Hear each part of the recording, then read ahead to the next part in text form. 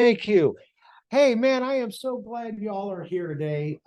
This is going to be probably the second most exciting chapter of this story.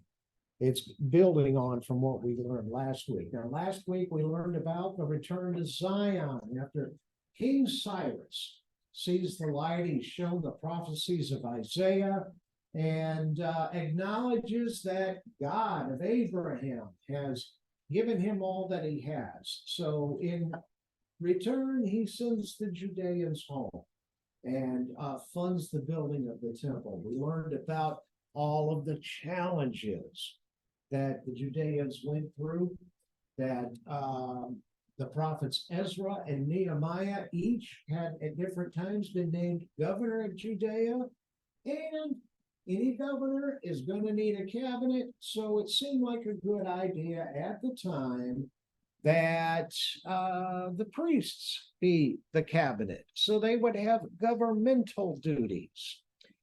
Again, seemed like a good idea at the time. However, as time goes by, and as we're going to learn as we go through our Bible study and our history, politics and theology don't mix.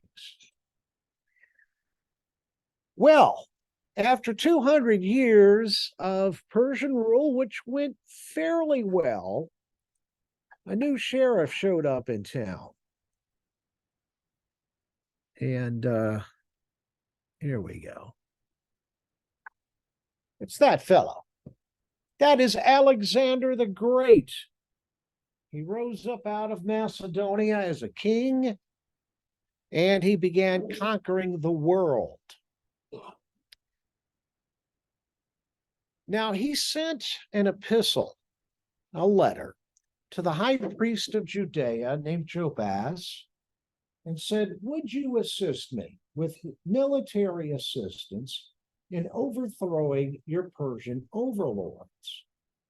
Jobaz replies back, as people of God and men of our word, we have signed a pact with King Darius, saying that we will not rise a sword against him.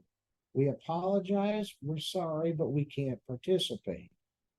Alexander did not take that very well at all. He was steaming. So, to send a message to Jerusalem, he goes into what is now Lebanon and completely takes the city of Tyre and wipes it off the map, to give them an example of what he's about to do to them, to show them his ire. So he picks up an army of mercenaries along the way, promising them that when you get to Jerusalem, guys, for payment, you'll be able to go through and pillage, rob, take all the gold, all the treasure, grab up all the women, make them slaves, sell them in the slave sale. So yeah, we're ready to go. Jobaz quite worried about this, to say the least. He's praying hard. Lord, protect us. What are we going to do? We are no match militarily for this Macedonian war machine. God comes to Jobaz in a dream and says, don't worry, I've got this, but this is what I want you to do. I want you to gather all the priests, and I want you to put on your high vestments in your full regalia. I want the choir. I want the instruments, the cymbals, the horns, the harps, the whole thing. And I want you guys to go outside the city, just a mile down the road, and I want you to open up, and it looks like a giant welcoming committee. Jobaz says, okay. So they do that. Well, as Alexander arrives, he finds the grand regalia, the grand parade. And all of a sudden he stops and he's looking at the high priest, and he's looking at what the high priest is wearing. So he tells his army, hold off, stand back. He gets on his horse and he rides up. He gets off his horse and he salutes the high priest. Now the army behind him's going, what the heck is going on? We're supposed to flatten this place. We're supposed to get the gold.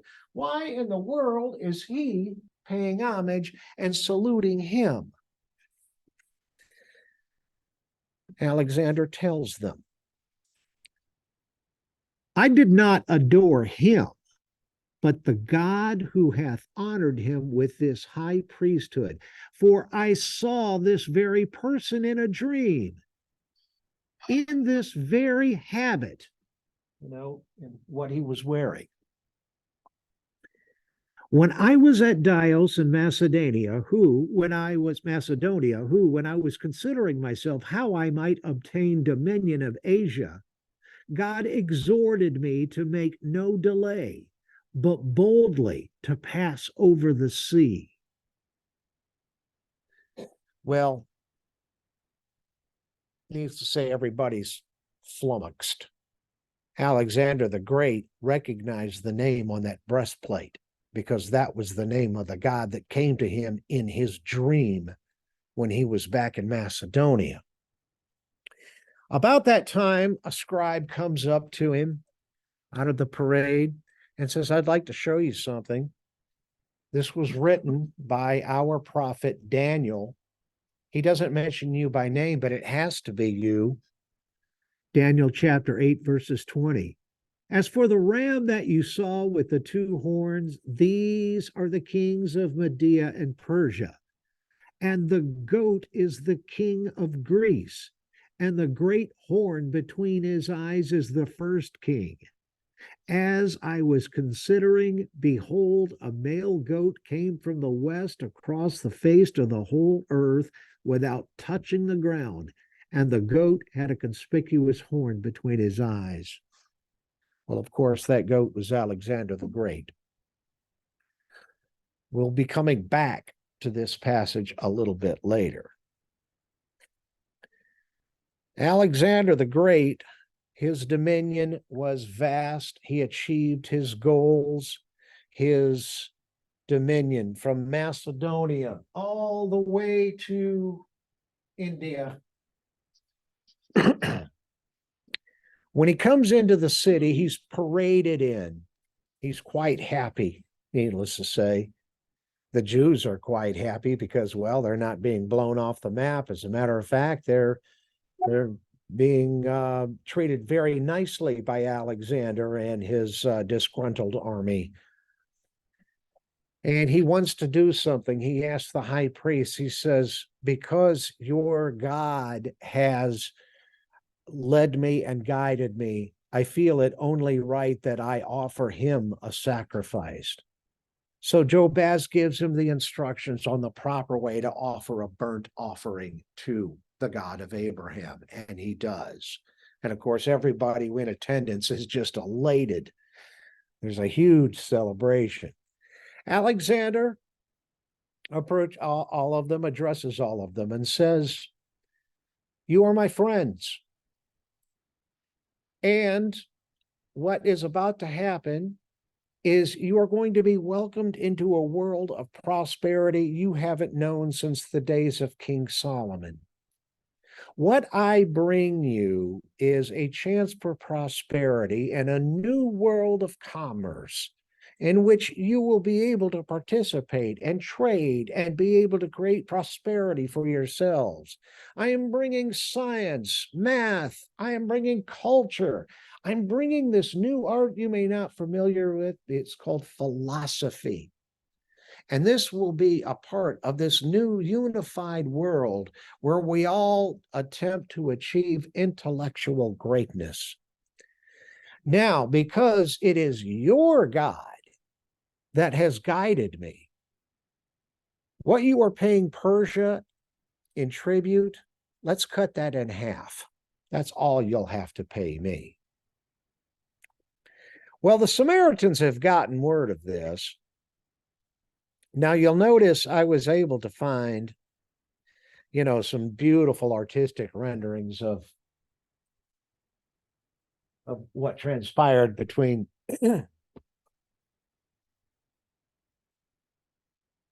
Alexander and the Judeans.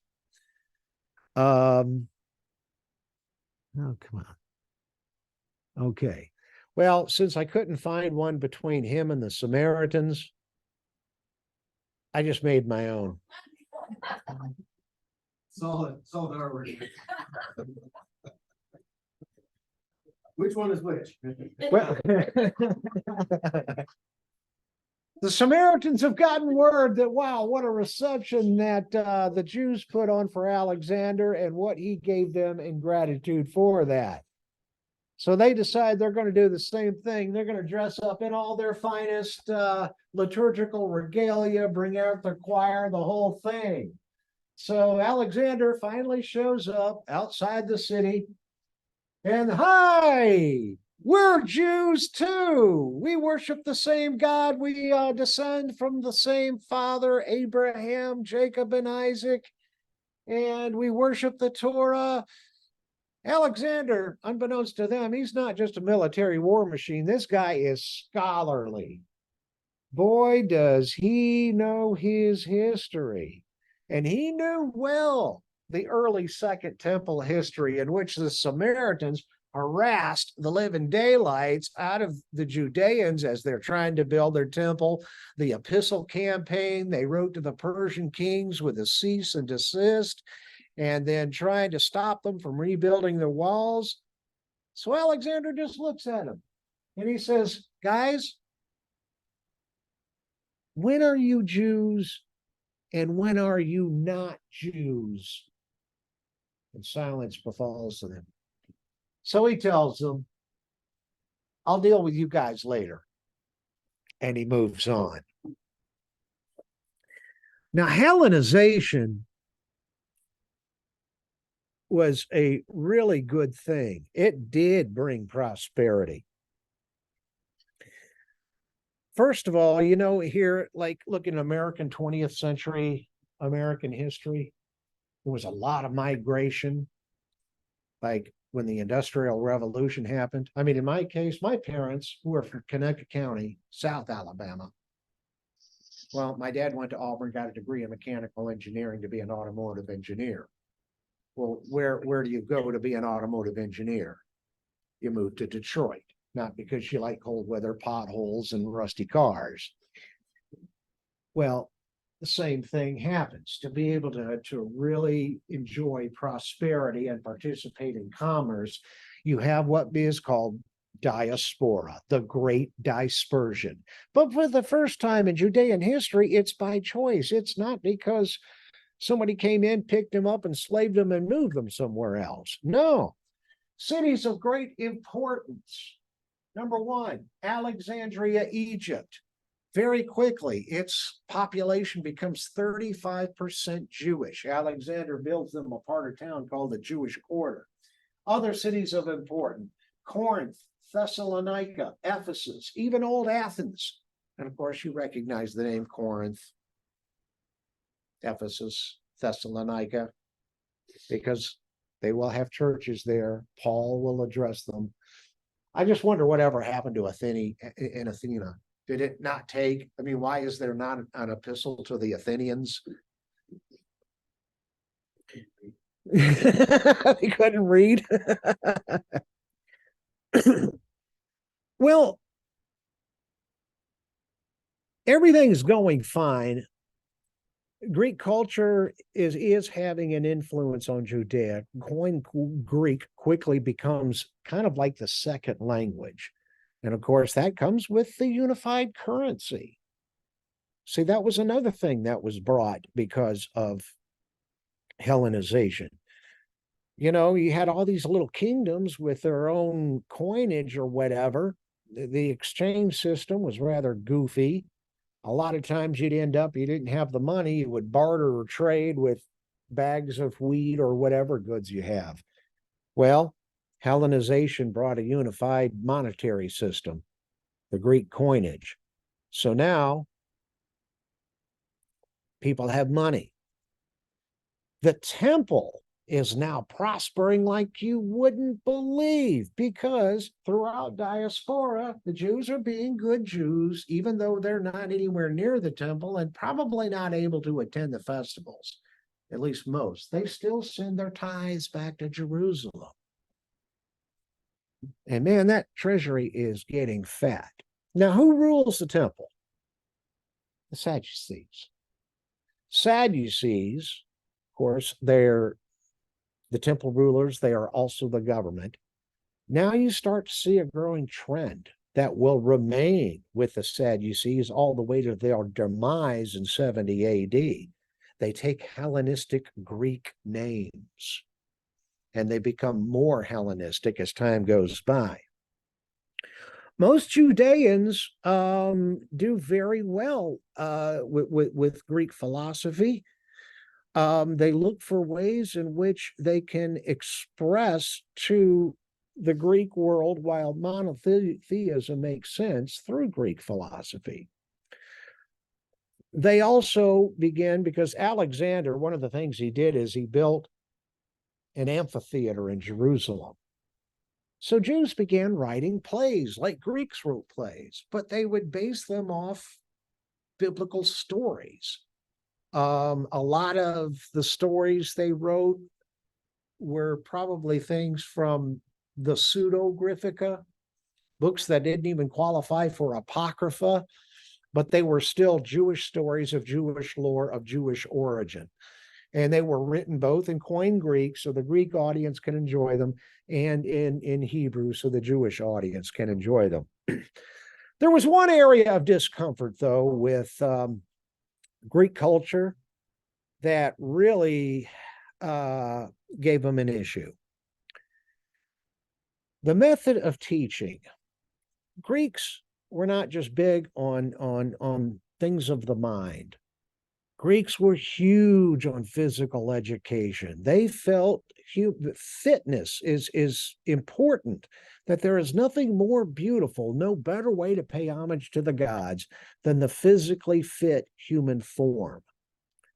Their method of teaching, we get this word gymnasium from the Greek method of teaching, gymnasia.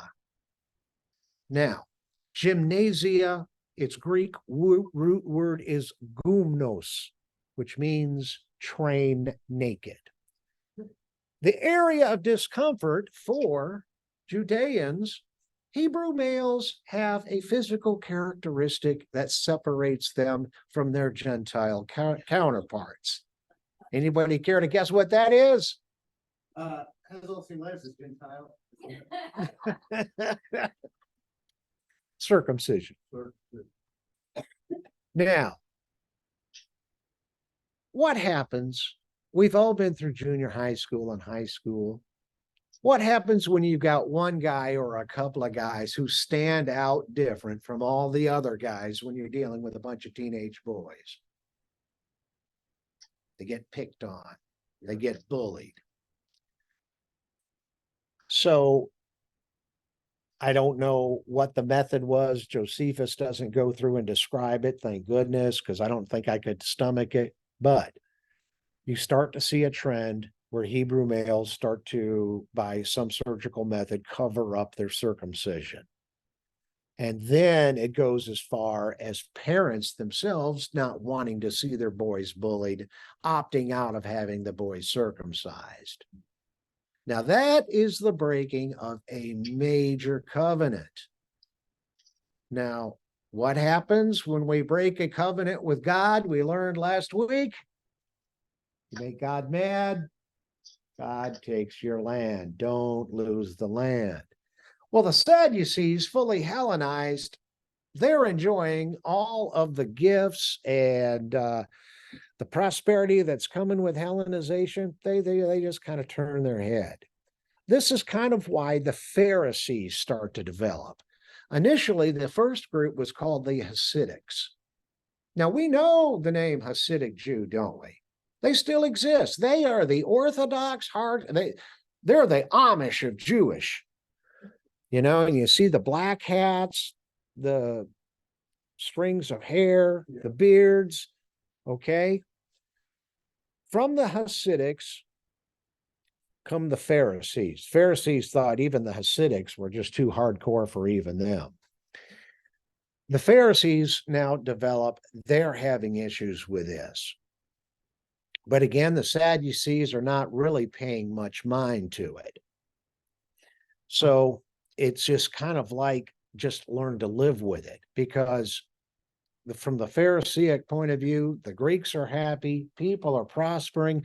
Goodness knows, look what's going on at the temple. Man, the vaults are just bursting with treasury.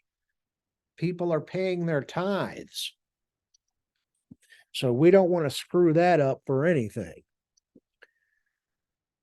Then something tragic happens. At the age of 33 years old, Alexander the Great succumbs to a fever. On his deathbed,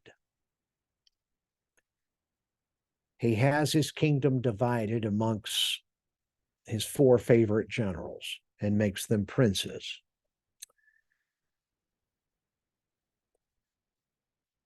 There are 4 provinces here. Let's go back up to those passages in Daniel. Then the great became exceedingly great, but when he was strong, the great horn was broken. And instead of there came up 4 conspicuous horns toward the 4 winds of heaven.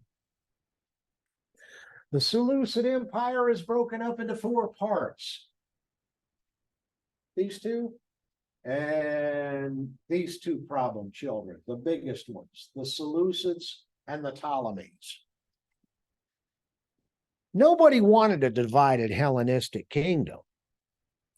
The problem is, each guy wanted to be the one ruler of the reunited Hellenistic kingdom. So there's going to be wars going back and forth. Now, initially, as you can see, Judea falls under Ptolemaic rule. And under Ptolemaic rule, things go fairly well for them. Ptolemy, to his credit, wants to make Alexandria, where he rules out of, the intellectual capital of the world. And to do that, he begins construction on this, what at the time would be one of the 7 great wonders of the world, the Great Library of Alexandria. The Great Library of Alexandria held the writings of over 400,000 pieces of work in literature, science, philosophy, name a subject, it was there, and it was from every culture in the then known world, and every bit of it translated to Koine Greek. That was Ptolemy the First. He never saw the project completely finished because he had passed away. Mathematics, science, as a matter of fact, on his council, he had his math and science advisor. Nice piece of trivia for you, ladies, especially those of you who are science minded. The foremost known name in math and science, an authority, was a woman. And her name was Hypatia. And she guided Ptolemy in developing the science and mathematics. And people would come from all over the world to study under her. Well, after Ptolemy the First passes away, his son, Ptolemy the Second, Philadelphus, takes over for the job and continues to grow the library because people are coming from all over. The problem, there's not really a problem, but he's approached by his head librarian named Demetrius. Demetrius says, "My king, we have one book we don't have, and I think we really need it. There's something very strong to it. It is the Hebrews, the Judeans' law. Now, I've had my own staff of interpreters, some who are very fluent in Hebrew and Aramaic and the languages it's written in. I assigned it to one guy, but within 2 days, he went completely stark raving mad. And then he went into a catatonic state. And it wasn't until about 2 or 3 days after we pulled the work away from him that his faculties returned and he was okay. And then the next guy I assigned it to, within 2 days, he went completely blind. So we pulled the work away from him, and finally his faculties returned. Well, Ptolemy the second is in truth. What is this sorcery? What is this power? So he's got to have this book. So this is how he goes about trying to get the book. He writes an epistle to the high priest in Jerusalem at the temple, Eleazar. And he says, high priest, we'd love to have your law. We want to study it, but we need a translation of it. Would you be willing and be so kind to gather 6 scribes and scholars from each of your 12 tribes? Have them meet here in Alexandria, and each of them transcribe your holy book into Koine Greek so that we may understand this. Eleazar is elated. The people of Judea are elated, and the scribes and scholars are chomping at the bit. Absolutely, let's go. So they go through all of diaspora and gather 6 from each of the 12 known tribes. Ptolemy prepares a 6-day-long banquet feast for these guys. He has made for them proper dinner attire for, a kingly meal. He makes sure that those that are preparing the meals adhere to what we would now know as kashrut law, making sure they don't serve them pork or anything like that. And it follows strict Jewish standards on how food is to be prepared. So all 72.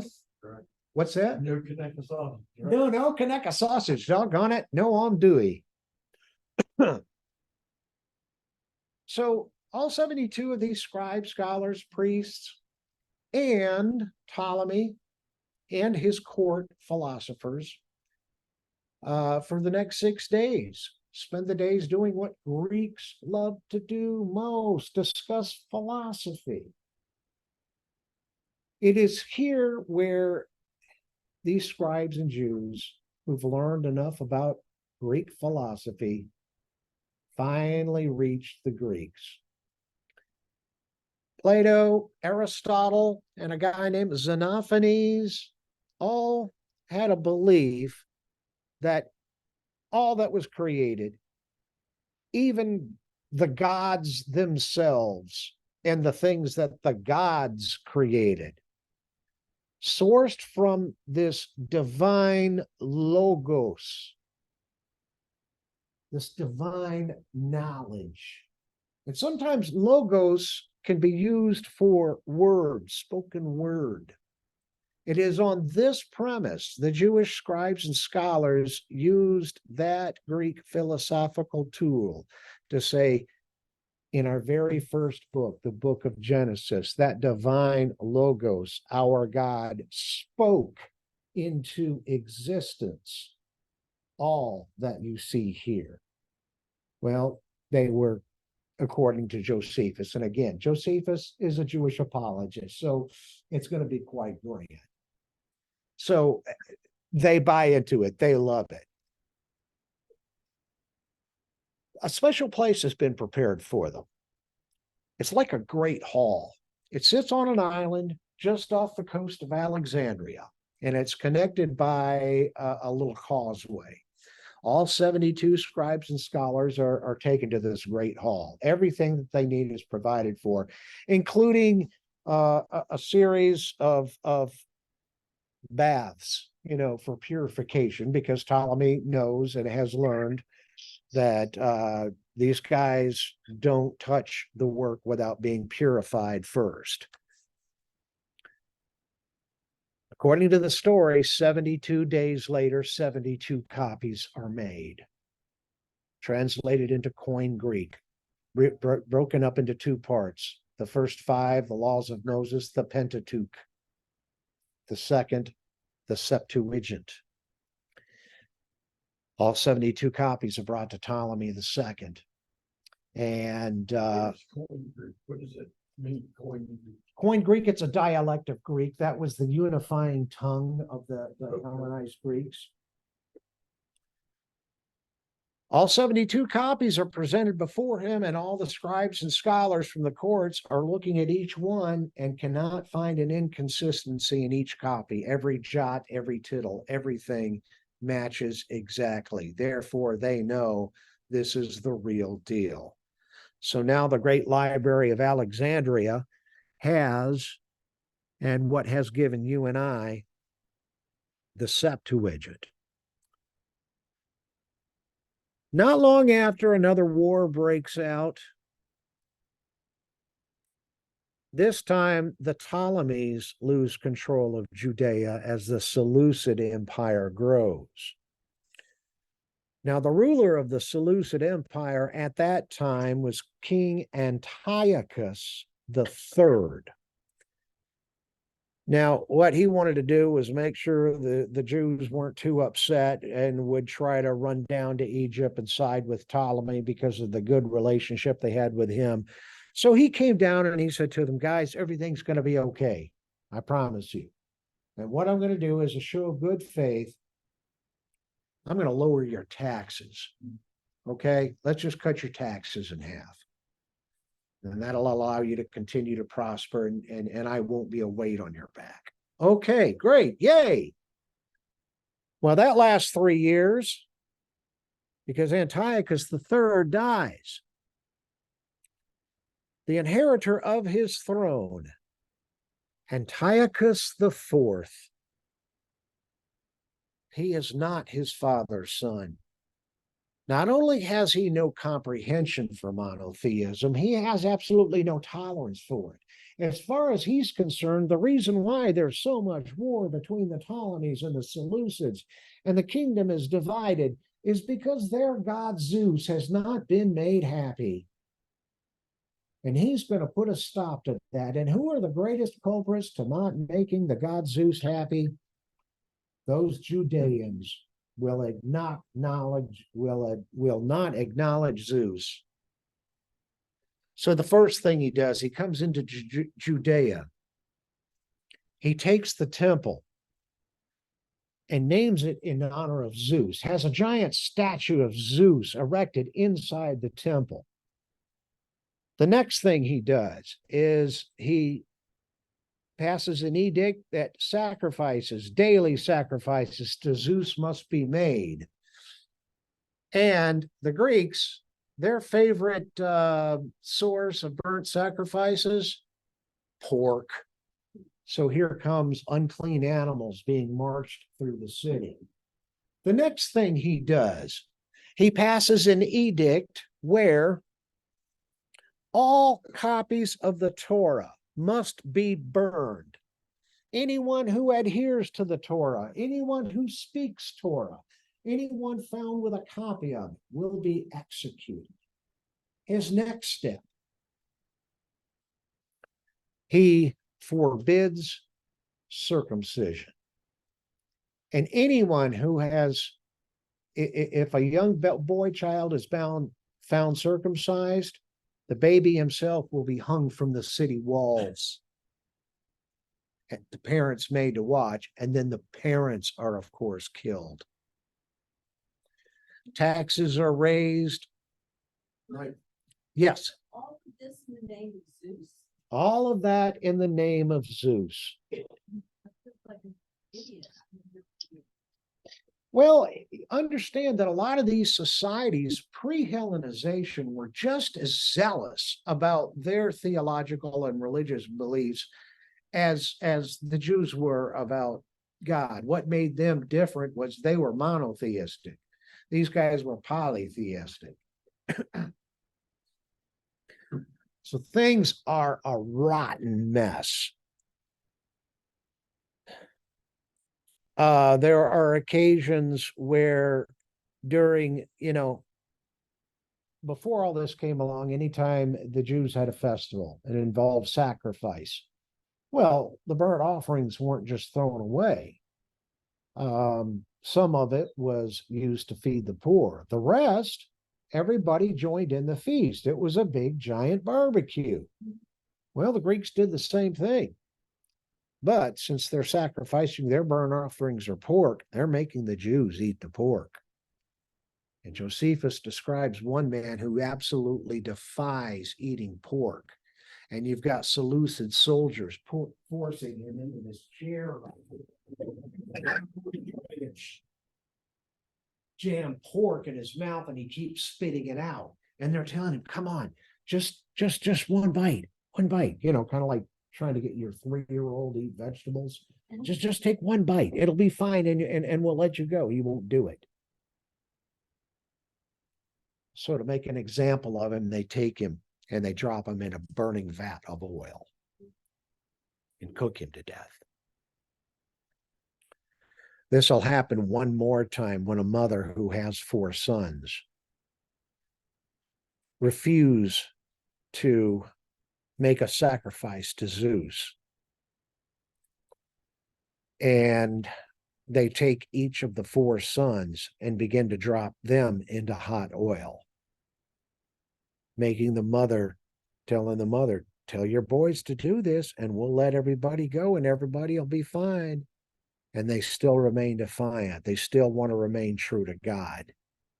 Well, ultimately, all 4 sons are killed and the mother is made to watch, and then she is killed. In American history, we were taught as kids about the shot that was fired, that was heard clear around the world. Well, what is about to happen just outside of Jerusalem in a small village called Modin? A dagger stab that will be felt across the Hellenized world. And that will begin a revolution to end all revolutions. And that's where we will start off next week in part 3 of The Law Under Siege.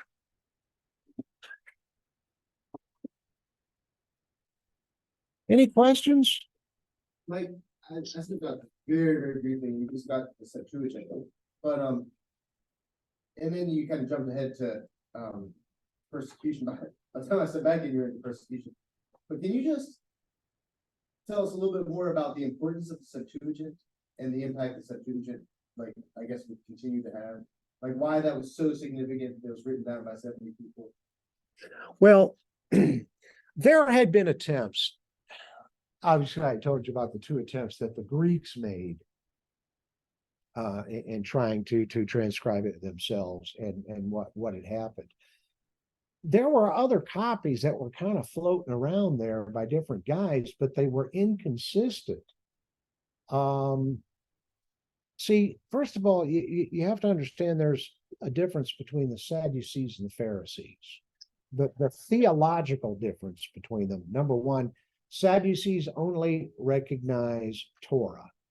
Not only do they only recognize Torah, they only recognize written Torah.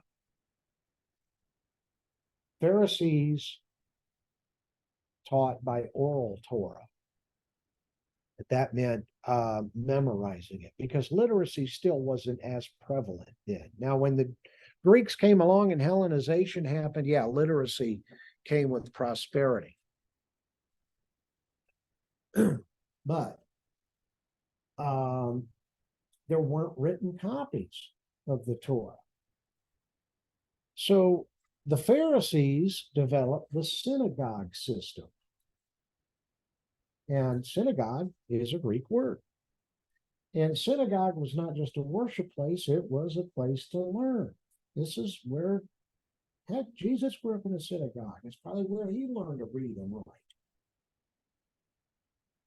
Having the Septuagint was, and especially with there being 72 copies and each of them being identical, made sure that it was authentic. because any attempt to translate, you've got these different takes. Some guys would try to add in different books, some wouldn't, others. Now you have, it was a numbers game.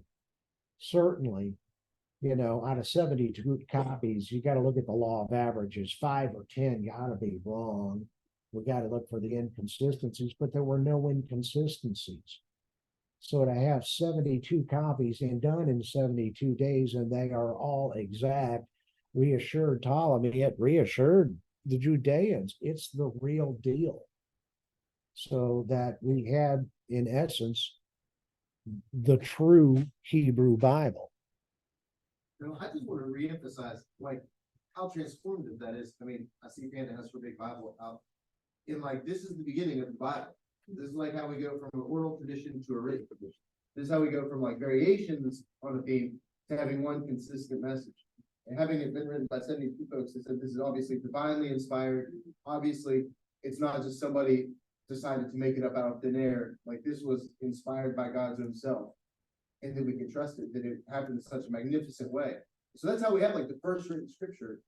It is still what we go back and translate into English today. We have later copies from the Dead Sea Scrolls that are almost identical to this early Septuagint.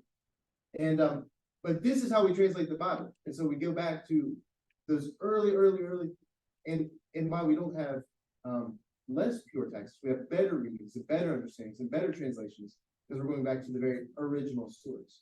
But it's like birth in this moment in world history, and it is so transformative for the Jews, but transformative for us, and transformative for how we understand Scripture.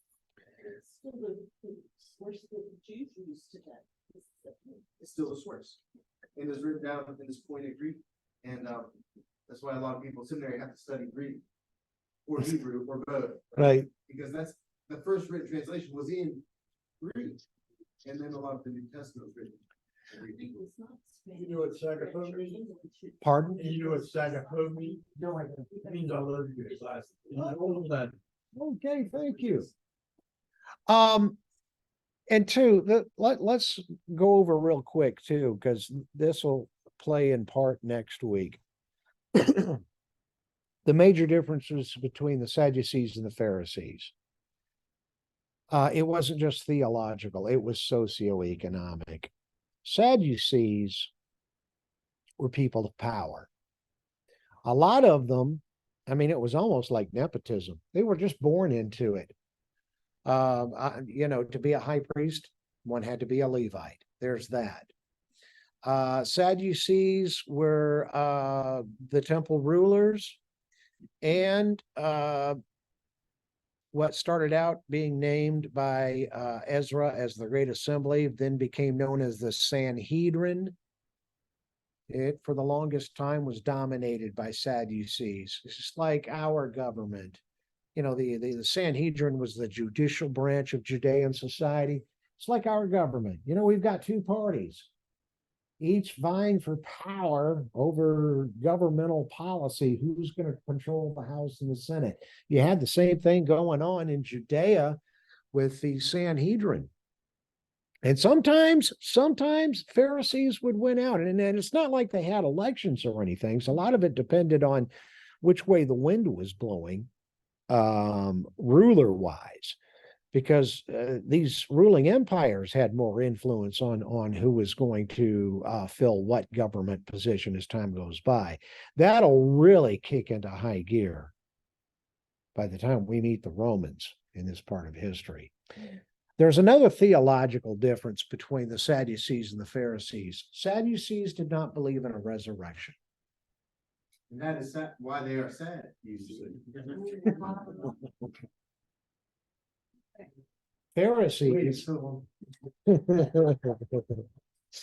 Pharisees did believe in a resurrection, and that there will be a post-mortem judgment. And I don't know if you've ever been in a Jewish cemetery. I saw this one time when I was a kid, because there happened to be a little small Jewish cemetery secluded off by itself near this little neighborhood that I was growing up in at the time. And I didn't wander into it too much, but sometimes I'd park my bike and I'd pull myself up, look over the brick wall, and look, and I could tell it was Jewish because all the headstones had the Star of David on them. But another distinguishing characteristic, and I didn't understand what it was at the time, but a lot of these headstones had piles of rocks sitting on top of them. And I would later learn what that meant. And I think it's the most beautiful thing. I think that's the most beautiful thing in all of Judaism.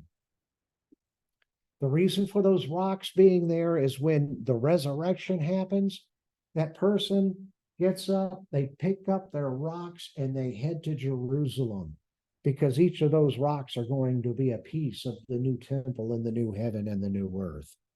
So they each get to bring a piece of themselves in this new kingdom. And it's a very beautiful, beautiful, beautiful thing. So Pharisees were always the more common popular. They were disliked the least. It's not like they were loved. They initially started out for good reasons and doing good things, but like anything, they kind of overthought things to death. When you look at Pharisaic law, especially during that time of antiquity, it's a longer list of don'ts than it is do's. It just doesn't have a positive nature to it. But pardon? Caiaphas was the head priest. Yes. And notice the name Caiaphas. Does that sound like a Hebrew name to you? Caiaphas. Yeah, no, it's Hellenistic. That trend remained with the Sadducees all the way to their demise in 70 AD. Once the temple was destroyed, that was the end of the Sadducees. Today's Judaism came from Phariseeism and the influence of Greek philosophy. Had a tremendous part in developing the Mishnah as and their other writings and their other tomes, because Greek philosophy and Greek thought was used in trying to justify the existence of how they should then live. They were without the temple, in the Mishnah and the Talmud, which was developed about the 2nd century AD. So, any other questions? This is so good, Mike. This is so good. Thank you so much. Well, thank you. Come back next week. Friends, I want you to take a few minutes before we all head upstairs. Thank you, Mike. I'm gonna Okay. stop this and stop this. Yep. Just so that we can be done with this. Whoop. Boom. And I want everyone to take a minute to oh, come on, Zoom. Come on, Zoom.